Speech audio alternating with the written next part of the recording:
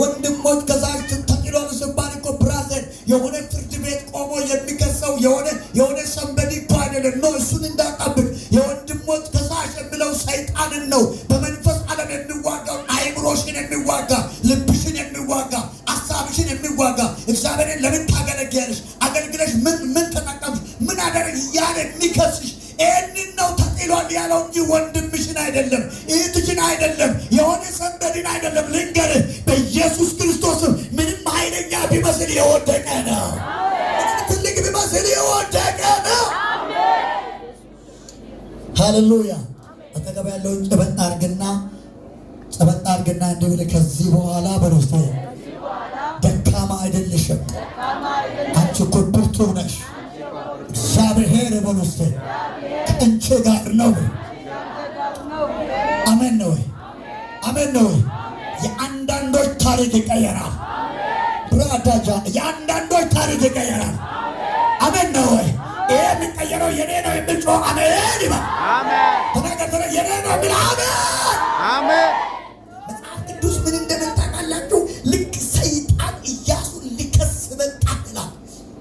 ምን ብሎ እድፋም ልብስ ለብሰሃል፣ በመላእክት ፊት መቆም አትችልም። ስለዚህ ይህንን ለብሶ ለምን ይቆማል እያለ ልከስ መጣ ይላል መጽሐፍ ቅዱስ። ልከስ ሆን ብሎ ማን ልከስ ሆን ብሎ ልዋጋው መጣ። ካይን አይደለህም ወይ? እንዴት የቆሸሸ ልብስ ይለብሳል ብሎ ሲከስ እግዚአብሔር ምን እንዳደረገ ምን አገባ? አሜን ምን አገባ? ቶሎ ብላችሁ ልብሱን ወንም ጥምጥም እግዚአብሔር እንዲህ ይለኛል። ልክ አይቀየርም ብሎ ጠላት የጻፈው ደብዳቤ አሁን ቀይሬዋለሁ አለ። አጃጃጃ ቀይሬዋለሁ አለ። እሱ ጩና ጨመር አሜን በርሱ ኢየሱስ ያድና። አትሞትም ማለት አትሞትም፣ በሕይወት ትኖራለህ። አትሞትም። ዙሪያ የከበቡ ተበትናሉ። አትዋረድም። ነገርን እጨምራለሁ። ይወርዳል እያሉ እየጠበቁ አንተ ግን እየጨመርክ ትሄዳለህ። አትበላም። እግዚአብሔር የስፍራ ለውጥ አድርገዋለሁ አለ። ሆነ ተፈጸመ። ቁጭ በል። ሃሌሉያ። ቀኝ እጆቻቸውን ከፍ አድርጉና ከእኔ ጋር ያለ ይበልጣል በሉ።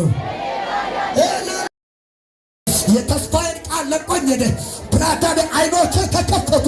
አማጃኒ ፕረባጃሎ ወጣቴን የሚጠብቅ ለቆኝ ሄደ። ውርደቴን የሚጠብቅ ለቆኝ ሄደ።